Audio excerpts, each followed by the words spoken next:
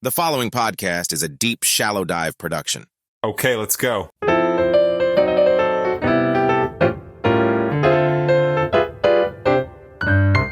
I seriously just love that lead-in. It's a very catchy little ditty.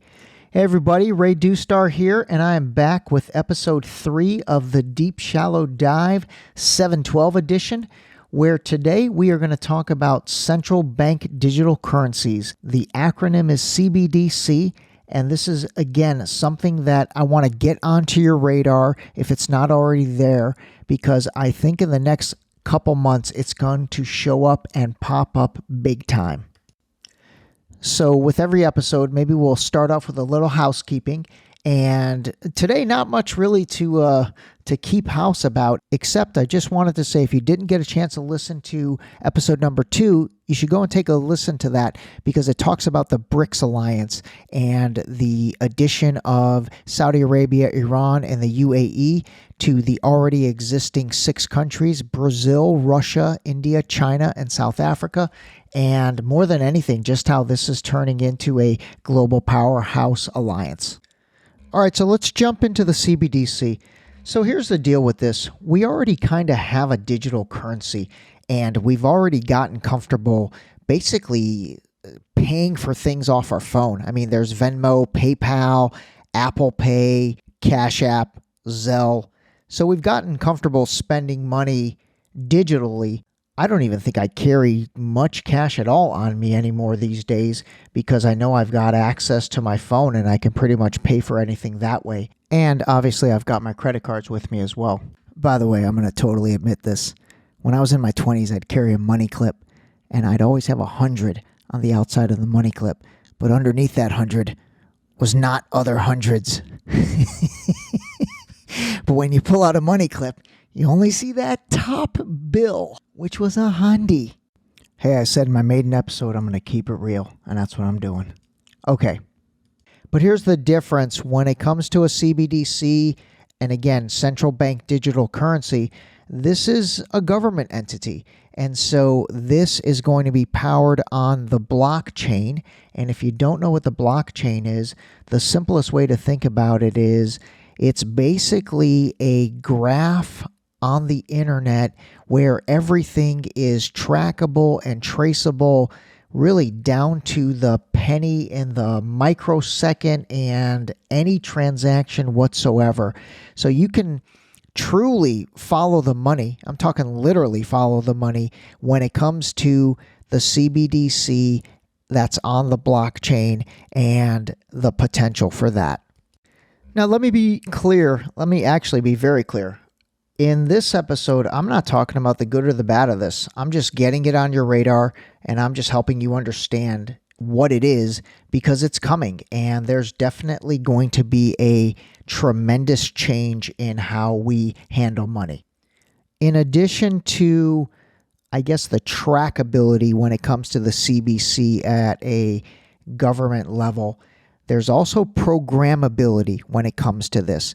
And what I mean by that, and a great example of that would be, for example, during the pandemic when they sent out the relief checks and then debit cards to people, if we end up having another pandemic, wink, wink, and they do that same thing, well, this time chances are it's going to be sent out through the new government entity FedNow, and then that agency and entity will be able to trace and track and, quite frankly, potentially program where and how that money can be spent. And if not program, they can definitely see where it's spent. So just a quick recap on that. The difference then, if there is another stimulus payment that's sent out, chances are they're not going to send this out in hard copy checks or even debit cards like last time. Rather, they will have people download the FedNow app or some other app, and then that money will be distributed inside that app, no different than if they Venmo'd you that money or PayPal'd you that money. Again, the difference being that is their system. Okay. Little bit of an awkward pause there. All right, I'm a professional. Let me get back into this. I'd encourage you to look this up for yourself, because at the end of the day, I've done a ton of research into this stuff. And again, right now, I'm just telling you the facts.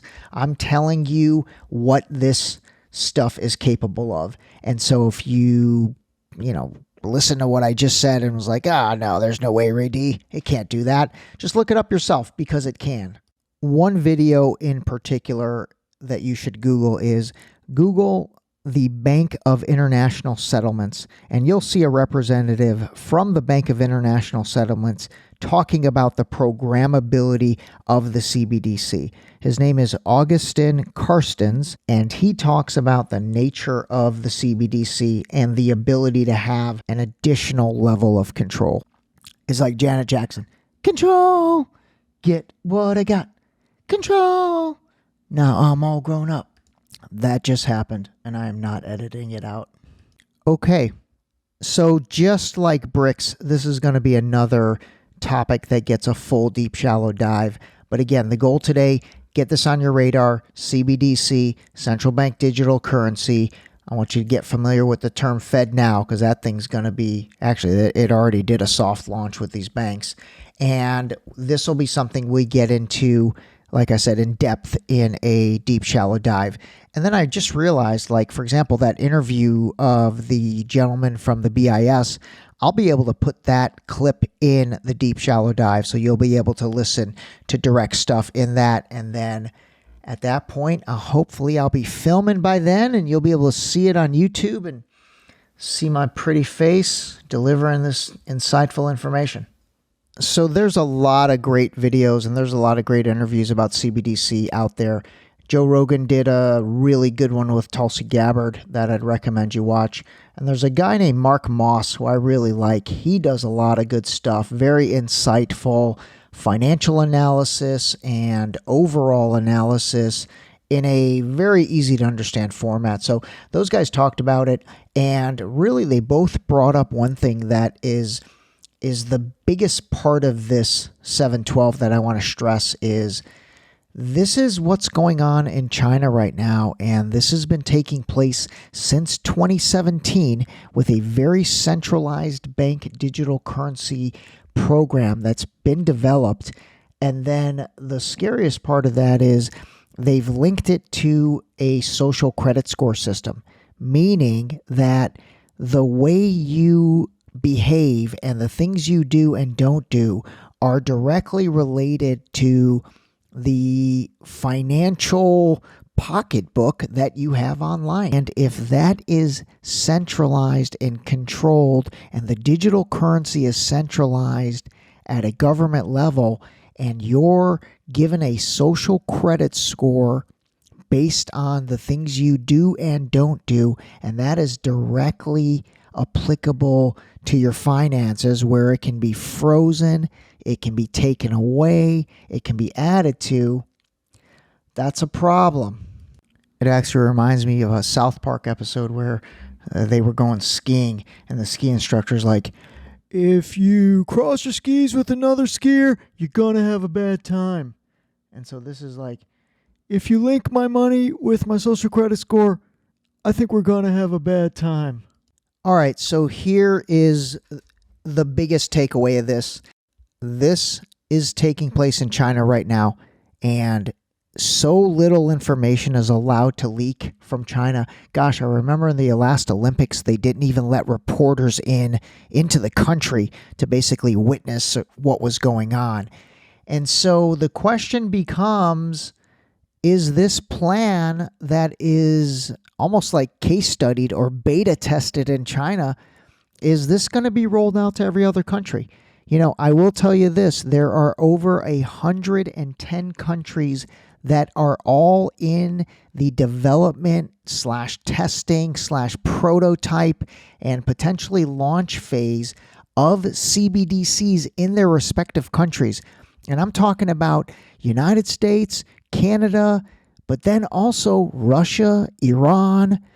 And so it's pretty interesting. Every country, friend or foe, G7 or BRICS. Think about that. Seriously, every country, regardless of everything else that's going on, they're all working on the same thing. You know, these guys are all working on their own centralized bank digital currency. That's been super weird to me. I'm not going to lie.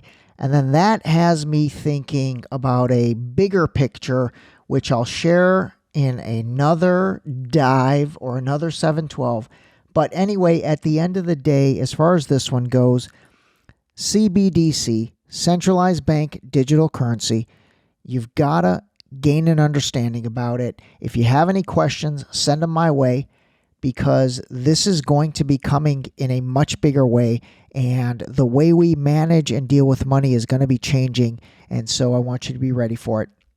All right, everybody, that's it. Episode 3 is a wrap. Remember, always call a spade, and we'll talk to you soon. This episode was brought to you by Boost Liquid Vitamins. Wake up, take your Boost, start your day. Drink your vitamins, build your immune system with Boost. Available on Boost.com.